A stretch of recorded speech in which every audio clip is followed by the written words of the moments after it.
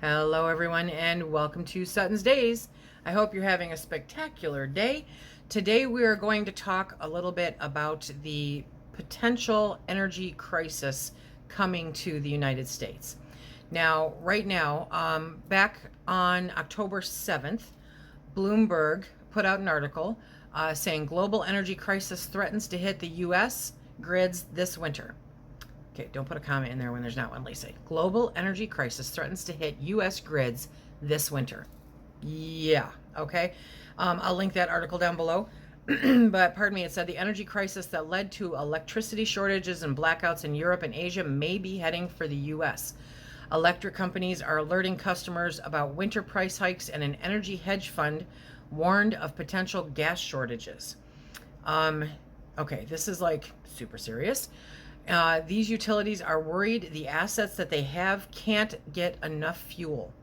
There are people of high authority at large utilities that are deeply concerned.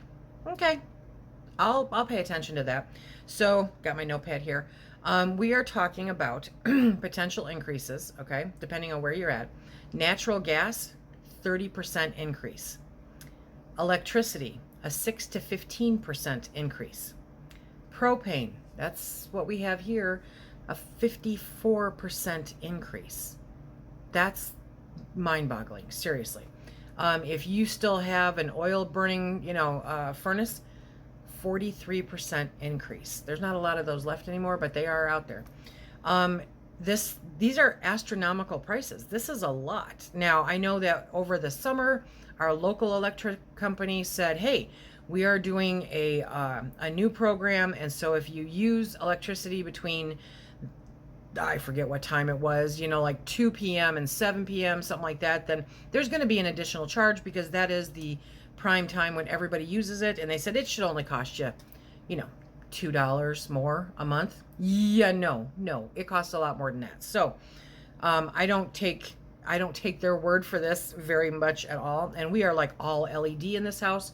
We don't use a lot of anything, and it was still a significant uptick. It was a heck of a lot more than $2, that's for sure. So when they're telling you 6 to 15%, count on it being more. When they're telling you 30%, plan on it being more. Propane, I remember a few years back, I want to say it was close to 10 now, propane prices actually went up to $4. Is it a pound or a gallon? I don't remember, but $4. That's crazy. And thankfully it came down, the years that followed, but now possibly we're looking at getting back up there. So if you are low income, if you are a senior citizen on a fixed income, if you have kids, there are a bunch of emergency places out there that can help you in order to pay those bills and keep you and your family warm, right? And I'm going to put a link to all of this down below, so definitely check out the links below. But the primary one is benefits.gov, and it's the Low Income Home Energy Assistance Program. And this is a really great program. It's been around for a while now, but they right at the beginning, first there's a phone number to contact people, there's state contact information because all the states are different, and then the managing agency is the U.S. Department of Health and Human Services. And so they give you all of this information to go. But right off the bat, they say, to be eligible for this benefit program, you must need financial assistance with home energy costs. A person who participates or has family members who participate in a certain other benefit programs, such as SNAP, SSI, TANF, may automatically be eligible. That's good news, okay?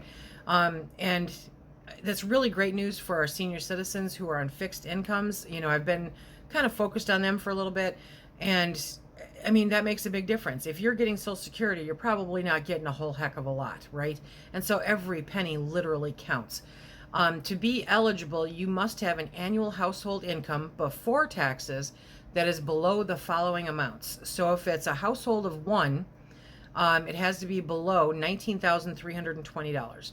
If it's a household of two, it has to be below $26,130. Now, I can tell you that I know quite a few senior citizens that don't come anywhere near that income.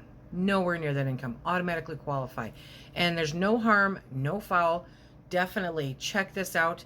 I believe in being safe rather than sorry. I believe in being prepared. So if you have this information on hand, you know who you can go to get that assistance.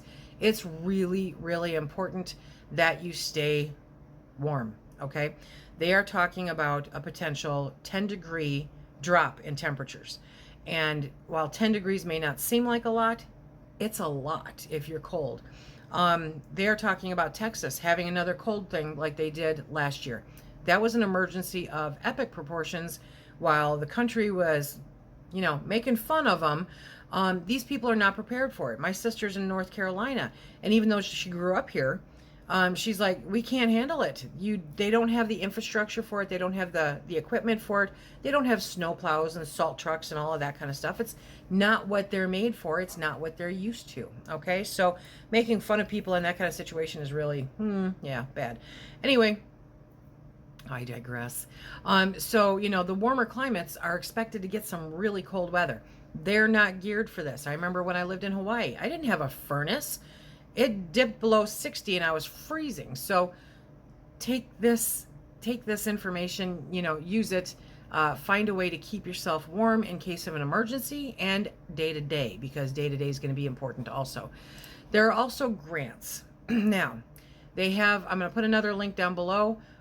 Go through it, kind of read what's going on, but they have different grants. And when I say grants, what it is you ask them for assistance, and if they can give it to you, if you qualify for it, then they give it to you. You don't have to pay it back. That's a beautiful thing, right?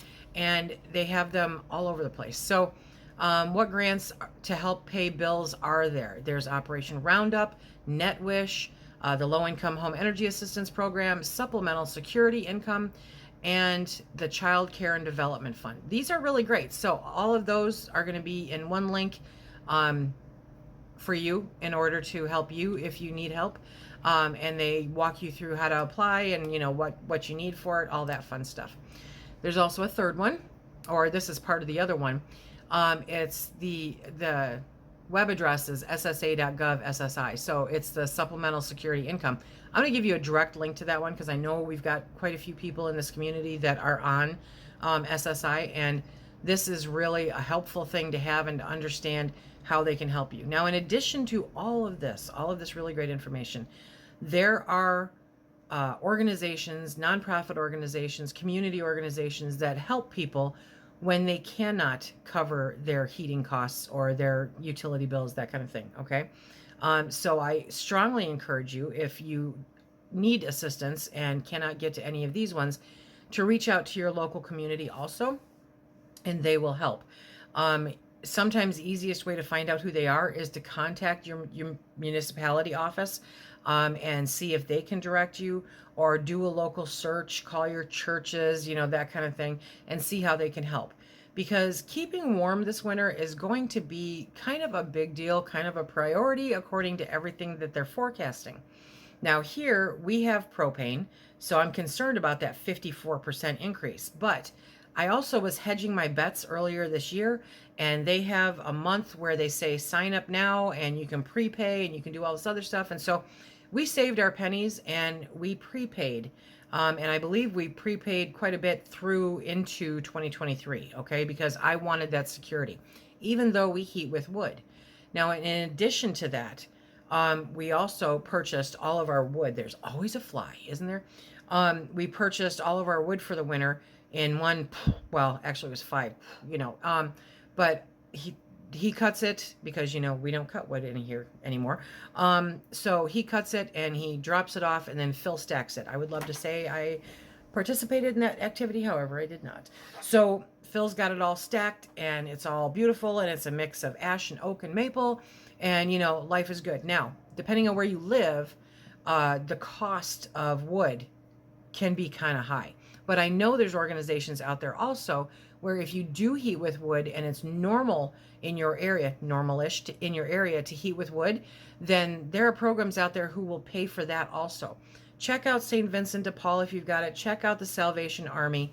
Any of those organizations are normally really good about being able to at least direct you if they cannot assist you directly.